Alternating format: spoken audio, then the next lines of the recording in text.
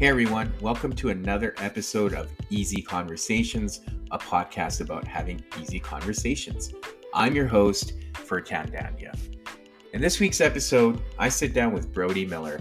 Brody shares his story of experiencing malformation in his brain, which was causing him to have seizures and also impacting his decision-making capabilities earlier in life. Brody talks about how this experience has motivated him to work in the space of neurotransformation. Brody and I also touch on how we can change our mindset and decision-making capabilities through neuroplasticity. I hope you can get a lot out of this episode, and if at the end you could leave a 5-star review, I would truly appreciate it. Brody, thanks for joining the podcast. Super grateful for you to come on here and take the time to have this conversation with me. I think some of the topics I want to cover with you are quite relevant, and I'm super intrigued by them. I've been doing a lot of reading and listening to podcasts on neuroplasticity and neuroscience, so I'm really excited to hear your take on it. And before we get started, I just want to give you an opportunity to introduce yourself, where you're located, and what kind of work you're doing, especially in this space. Sure. Thanks for having me on. First of all, I am from originally Asheville, North Carolina, a little town in the mountains in North Carolina in the United States. And I recently moved to Colorado Springs, Colorado in January of this year. And I am doing an online space as far as neurotransformations goes. Neurotransformations is a online addiction program to help young men gain confidence, because that's a key issue. I also deal with brain trauma, OCD, things of that nature. And I got in this space originally because it was almost forced into it, because 4.5 years ago, I had brain surgery. They removed a cavernous malformation in my left frontal lobe.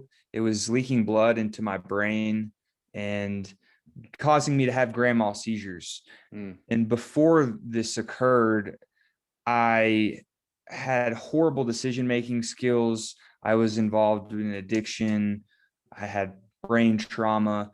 My decision-making skills were very poor, to say the least. And I later found out about neuroplasticity and neuroscience after the fact that I got, but I mean, my health was horrid. I had bilateral forearm pain, and I was still drinking after the brain surgery. And that's just insanity when you think about it, drinking with seizure medications.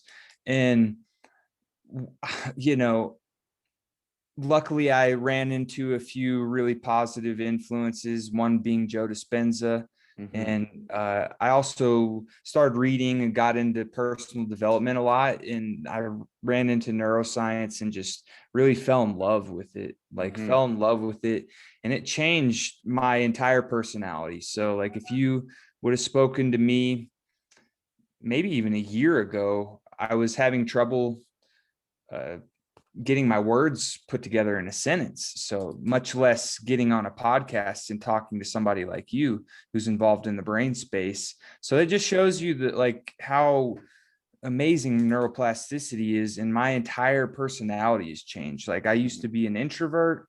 I feel actually extroverted now. And that was a lot of it was self-directed. I wanted to gain more confidence and things of that nature. And it's not just available to younger people.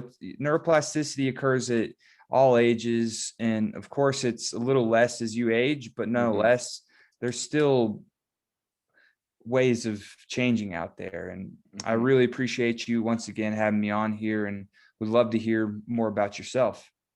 Yeah. I mean, for me personally, I think, obviously my story is not as significant as yours, but I think we all kind of face adversity that challenges us in different ways and forces us to, I feel like either you can choose to just stay in your old patterns and suffer and just blame everyone else, or you can take it upon yourself to make the change. And it sounds like that's something you did.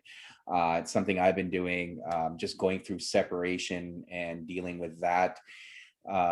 Adversity really forced me to look inward rather than just looking outward and, saying, oh, it was this person that did this or that person did that. It was really, what am I doing and what can I do going forward? And, for me, the space has been important. And I think I part of this platform for me is really getting men and talking about mental health.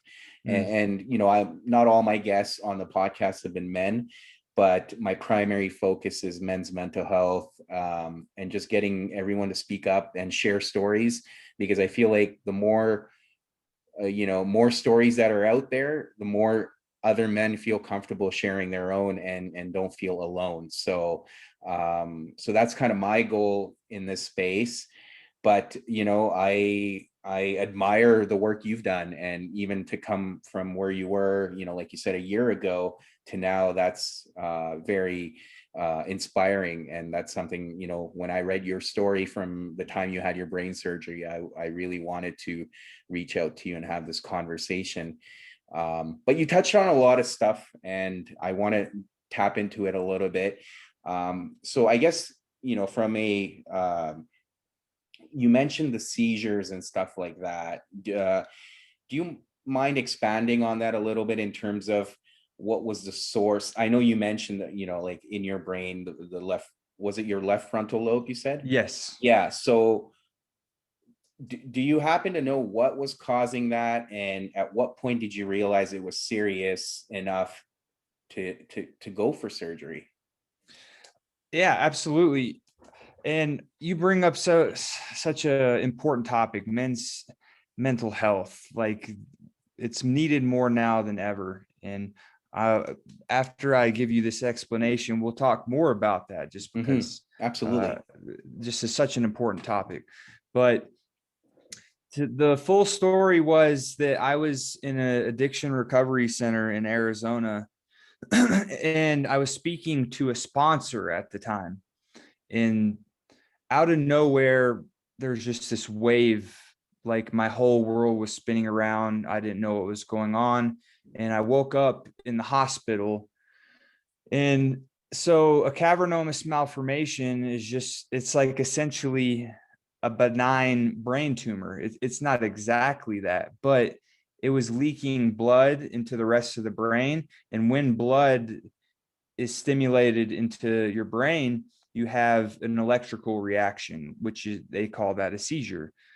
And mine were grand mal seizures. There's so many different forms of epilepsy, and it's not just grand mals. You'll have like moments where you're just staring off into space or doing things that are just completely out of the ordinary. But I ended up having surgery about 2 or 3 weeks after that, because everybody was so confused, didn't know what was going on. They did a brain scan when they took me to the hospital, and they found it. And they said, okay, it was this. Theoretically, it was caused, it was the malformation originated when I was younger, when I was born.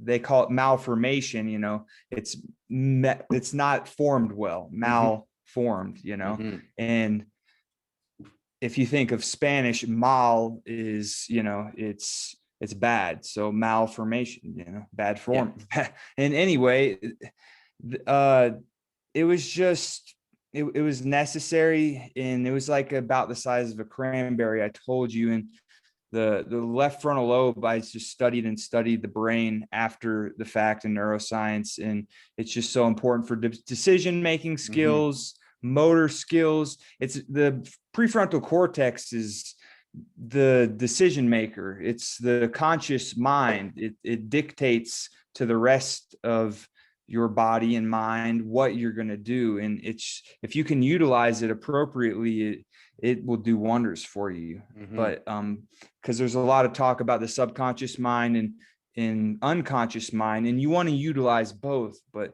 if you can utilize the powers of the conscious mind too, that's a wonderful thing to do. So yeah, that's basically it. Mm-hmm. So I guess before we move on, I think so when you mentioned, you were making poor decisions earlier in life, even leading up to your surgery and after. So it sounds like because you had this malformation on your left frontal lobe, that was primarily causing all of that, right? Is that fair to say? 100%. Okay. Of course, there was other things that I did to further damage my brain, such as, drinking, drugs, fighting, brain trauma, Mm-hmm. a lot of other poor decisions. But I mean, it's difficult to say what came first, the chicken or the egg of this. But and I like you said, I don't want to put the blame on anything. Mm-hmm. At that time, it was just really bad. But I mean, it definitely played a big role in that. Mm-hmm. Mm-hmm. And I guess so part of the work you're doing now with young men in addiction, obviously it sounds like you've been inspired by what you went through, and you want to help others. And can you expand on that a little bit in terms of like what was it that really inspired you, and how is that work going? Like, what are the progresses you've made in this space helping other people? Sure, I can definitely elaborate on that. I ran into a book, and it's called Joe Dispenza, Breaking the Habit of Being Yourself. Yeah. And it just talked such a scientific, fundamental level about how important each thought that we think is. And it gave me the hope that I could change myself, because it was just a complete disaster at the time. And that was like my first bit of juice. And then I ran into Robin Sharma, a monk who sold his Ferrari. And on, just so many wonderful sources of explaining how the brain works and functioning, and brain and body, in tandem. And that just really, really empowered me. And to elaborate on other things that helped, I got into Toastmasters, public speaking. I mean, just anything to put me out of my comfort zone. Mm-hmm. Um, Really, just because from a primal standpoint, like your brain, it, your lizard brain is sending you signals of fear all the time. And that's just what it does. But if you can learn to control your cerebral cortex, which is your prefrontal cortex, your limbic system, and your lizard brain, if you can learn bits and pieces about each information, then you can really start to gain a grasp of how to change. Mm-hmm. Mm-hmm. And it's important that you touch on that, because I think a lot of the fact that we stay in our comfort zone is primarily also because of the fight or flight mechanism that we have built in with whenever our amygdala kicks in and bypasses the frontal cortex. And as you mentioned, our frontal cortex is the conscious mind, and the second we start giving power to that, that is when we can really get more control of our behaviors and some of the maladaptive ways we've figured out from the past, or the patterns we've had to deal with certain things. But yeah, so it's interesting to hear how you were able to really push yourself out. And as you mentioned, you were fairly introverted, but to be able to do Toastmasters and stuff like that, you were really stepping out of your comfort zone, which Yes. in itself is a form of growth. And that's when Mm-hmm. we really expand. But so with that being said, like, what is the work you're doing now with some of the young men? And I think a lot of it touches on, like you wanted to talk about, men's mental health. Sure. Yeah. I right now am building a personalized online program for young men dealing with addiction issues, but it it won't only help addiction. It's going to help OCD, brain trauma, and it's not going to be exclusive to young men. It's whoever would like to enjoy the program, but that's kind of the focus market. Because when I was in addiction, active addiction, I had quite a few friends pass away, unfortunately. And they were great, wonderful people. And I would say a lot more intelligent than me. And, it was just so sad to see. And they had so much, they had the whole world going for them. But addiction, the disease of addiction, took them away. And in that time, there was so much toxic masculinity, big problem in the industry going on. I'm not going to say any names, but the people who were running the program, were just boosting up their ego. Hey, look at my car, look at my girl, look at, it was boosting a culture of just testosterone induced madness. And as a lot of guys in recovery, you'd feel lonely in a space like that. Like, just like, oh, they're just addicted to other things. I mean, we're all addicted to something because we're humans, but nonetheless, like, when it's just that obvious and ridiculous, it just, you're like, I thought there was a better life and all this, like, chain smoking cigarettes and chugging Red Bulls before AA meetings. Like, dude, you're not that's not healthy. So it's just like, I'm want to create a space where everybody feels safe. Everybody can learn the powers of the brain and the mind, and everybody can learn empowerment, and it can just be a positive environment and safe space. And so, like I said, right now I'm in the process of building an online program, and it should be out hopefully. I'm not going to give any timelines because I'm really, really trying to make it good. Yeah, absolutely. I think it's more about the quality than trying to get it out on time, right? And that's what's important. I guess along those lines, like, we've talked about neuroplasticity to a certain extent, but, I really want to hear your experience in terms of, because I think, the term has obviously gained a lot of prominence, especially over the past couple of years. You often hear it now in common language, but I don't know if people fully appreciate what neuroplasticity is and what it requires. But, for someone who's experienced firsthand significant change, even over the last year, what I really want to hear is your story, and maybe you could share, like, what were some of the efforts and you made, and the discipline that it requires at times. And often, you hear people with OCD that struggle quite a bit because they keep resorting to the compulsive behaviors. But even in those cases, people are able to change their behavior patterns by focusing on healthier choices. So, I just want to hear your version of it. Absolutely, man. And bringing up such great topics. First of all, neuroplasticity is also called brain plasticity. It's another way that it's referred to.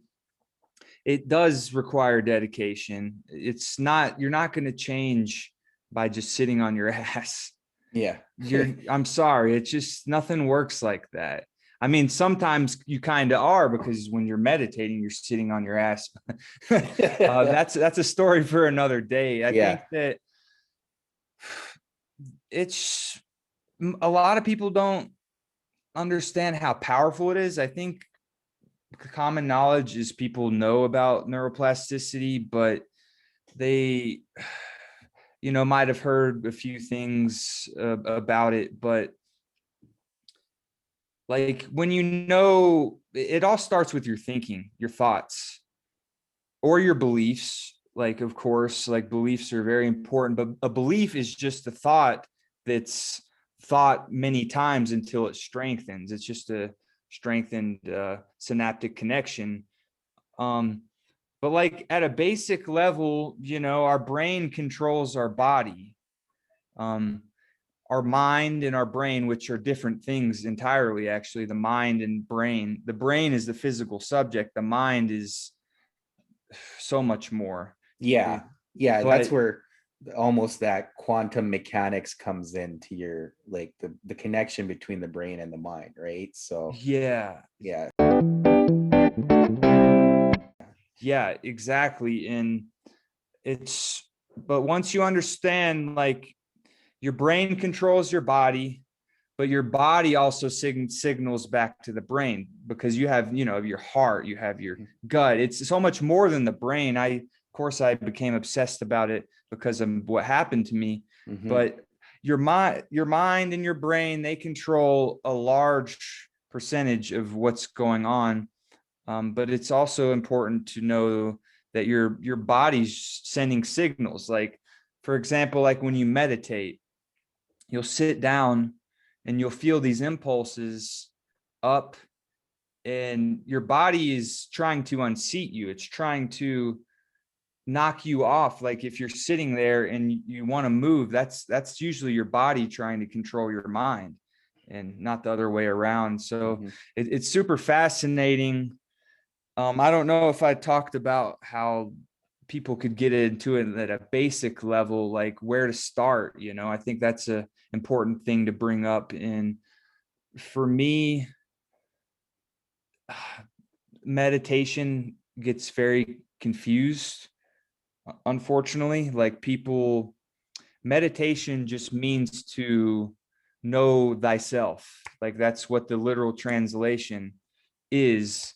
And so you're just knowing thyself more. And there's so many forms of meditation. So don't become afraid of that word. It is intimidating. It does sound difficult, but there's meditation can be as simple as you being out in the garden and enjoying the present moment, Mm-hmm. just enjoying the sun, breathing in, breathing out, things of that nature. So I really truly believe everybody can get involved with this. It's just there's a little bit of fear level, unfortunately. Mm-hmm. Mm-hmm. Absolutely.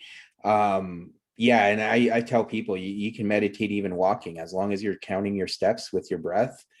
That is meditating, and being present in that moment. So definitely. Yeah, like, maybe I know you said, like, for most people, from a basic standpoint, let's, like, if you want to, like, kind of unpack neuroplasticity, and if we want to explain to people, okay, well, you know the effort required, and changing your mindset, and the impulses that come to you, and not responding to them as you would, like, a reflex.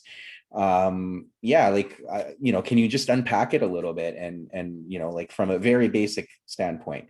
Yeah, yeah. And it gets so much easier. Things get easier. It may be so difficult in the beginning, so difficult because you're fighting so many old negative pathways that your brain created. And it's a lot of times it's unwiring those old negative path connections and creating new synaptic connections. And it's just so it was very, very difficult at the beginning. I just said, heck, I'm going to try this meditation thing. I just dedicated myself. I would miss a couple of days, and sometimes I would miss 3 or 4 days, and I'd be like, wow, I actually felt a little bit better, just a little bit better from meditation. So I'm going to do it again. I'm just going to sit down, listen to some guided meditations, and let it happen.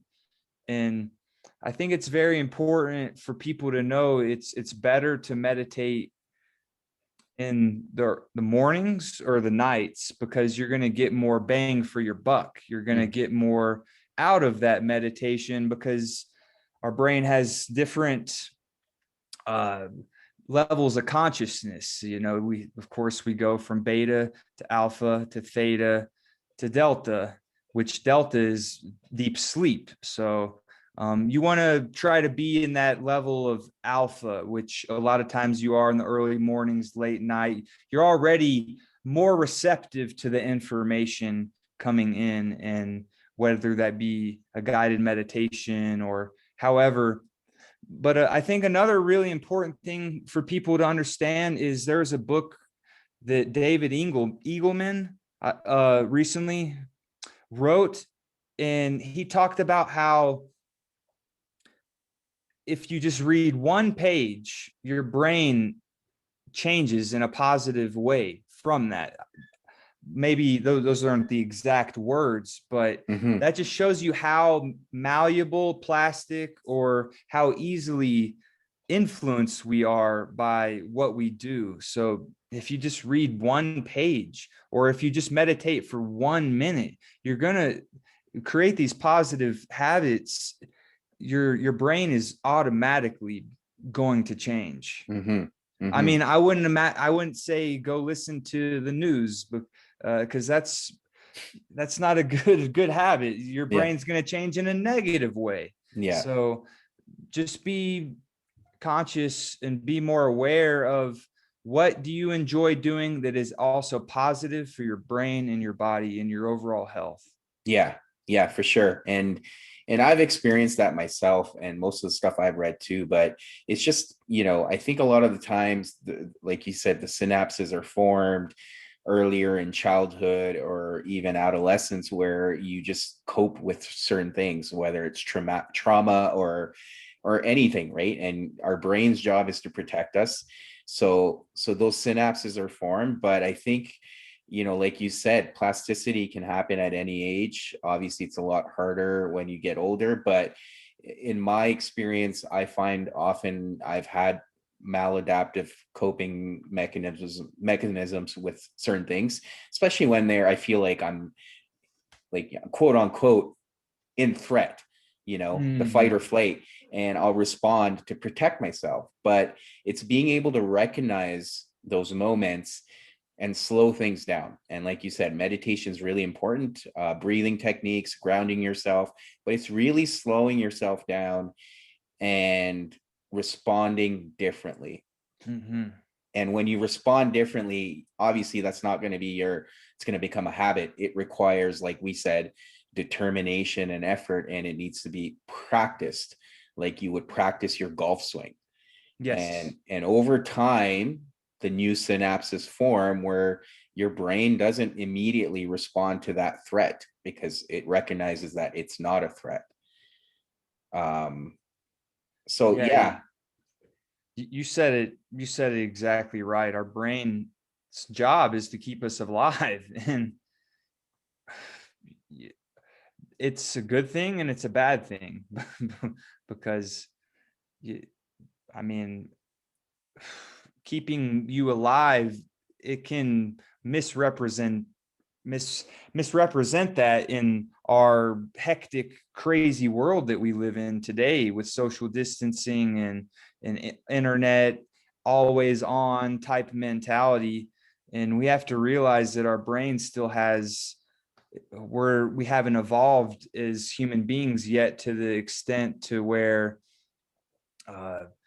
our brain still send those primal signals. It still uses the lizard brain, and the areas closer to your brain stem, they send, and the amygdala, things of that nature. It's just so important to understand that, where we came from as humans and where we are now and why it's doing that. That will help you a little bit, but when you get triggered, it's like a trigger, and that trigger sends all these bad signals to your nervous system and your brain stem. And it's like, okay, my only job right now is to keep me alive. And that could be as simple as, somebody cutting you off in traffic, or a dog barking too close to you, or all kinds of things we get afraid of. But just know that it's not you. Like, it's not you. Like, you have thoughts and you have emotions, but you are not those thoughts and you are not those emotions. You have them, but you have the ability to create your thoughts and your emotions. So that's the most important thing I tell a lot of people is just, okay, yeah, you have that negative thought, you have that wacko thoughts. We all have wacko thoughts, like, but it's how you react to that thought. It's how it's okay. I could have the thought that I want to kill Joe Biden, you know.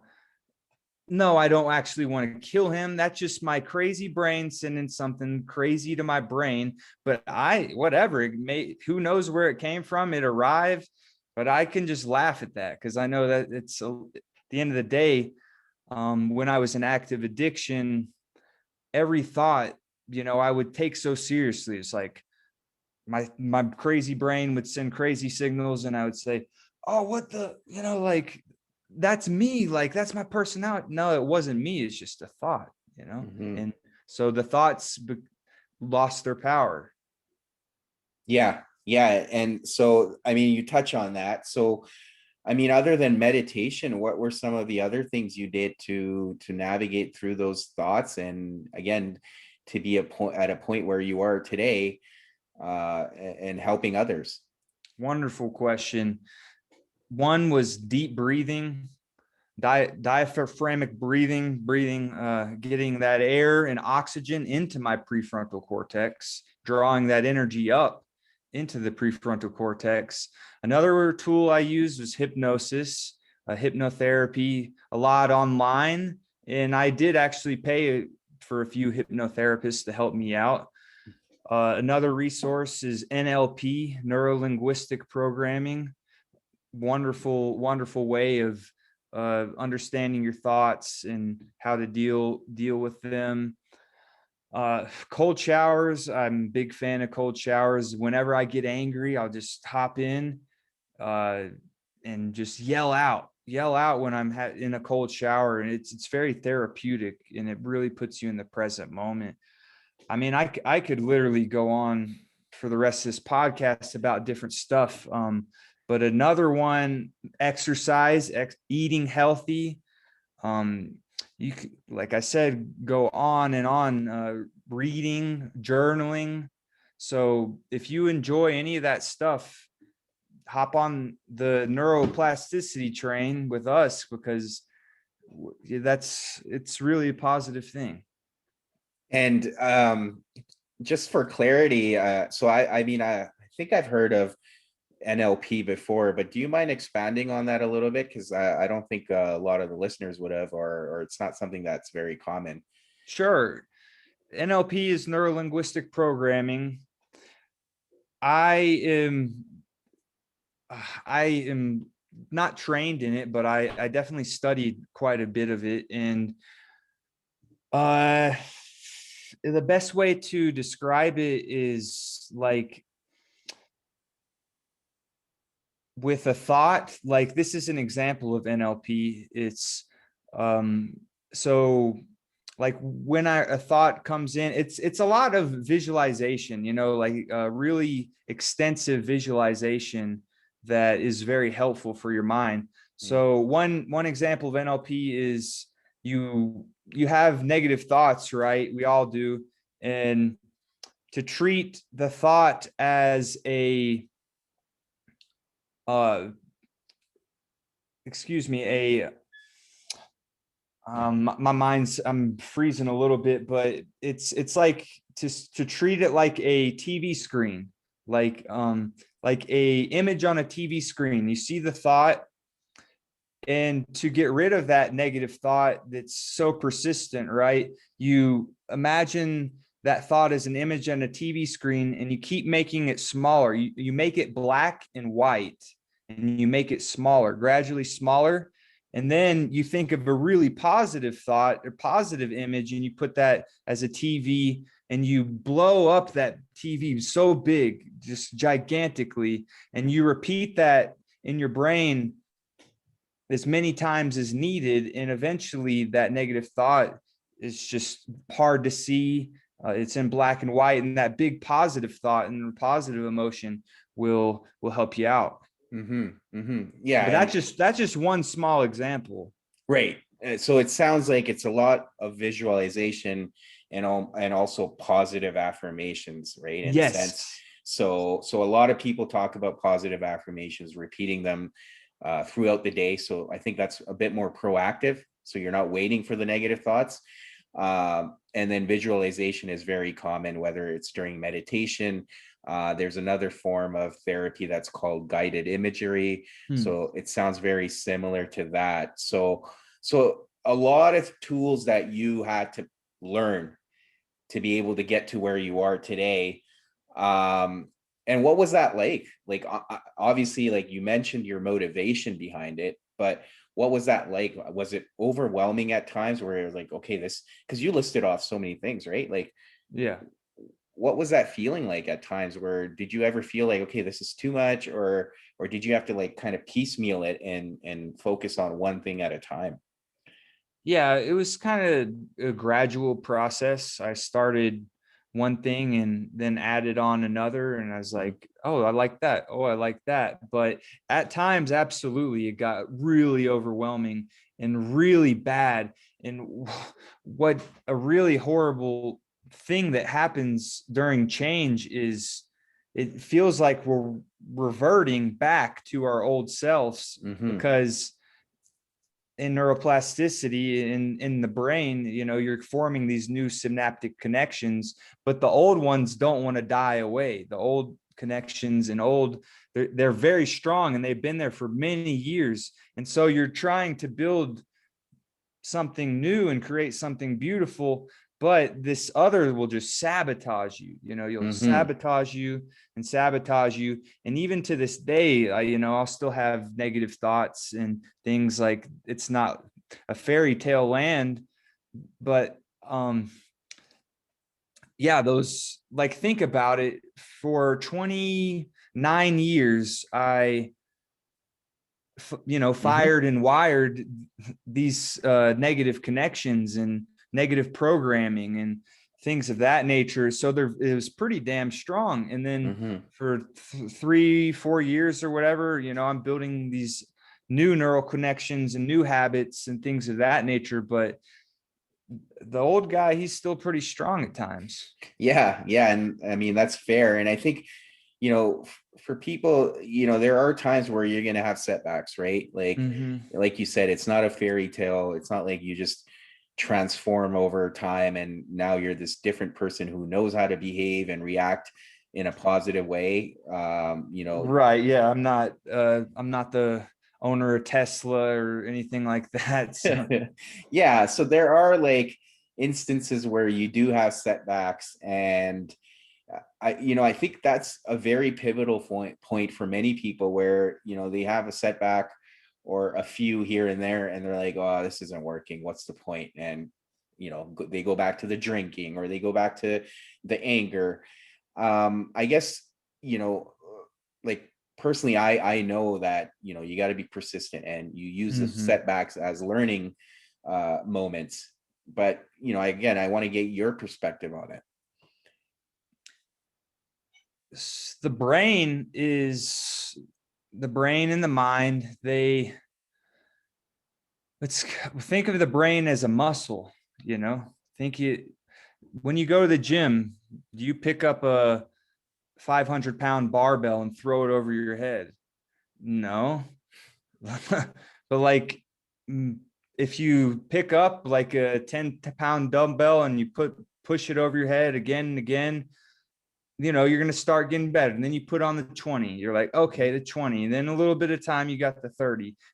Sooner or later, you're up to 45, 50, whatever your goal is. And the brain's the same way. It's a muscle, and you can strengthen it or you can weaken it depending on your actions and decisions. Mm-hmm. Mm-hmm. And yeah, and like, using the same analogy of going to the gym, there's going to be days where you go and you can't lift the 30 pounds anymore. And you're going to have to just slide back to 25. And the next time you come, push it back to 30. So you don't use those Exactly. moments when you have to slip back a little bit on, it's the same with me. Like there's some days where I can't do my max weight, but that doesn't mean I just leave. It's Yeah. so, or walk away and tell myself that no, this isn't working. So, it's just highlighting for people that, anytime you're making change is hard. And if it was easy, everyone would be doing it. So Mhm. so that's where it's the same concept with neuroplasticity. It requires determination, effort, like we've said, persistence.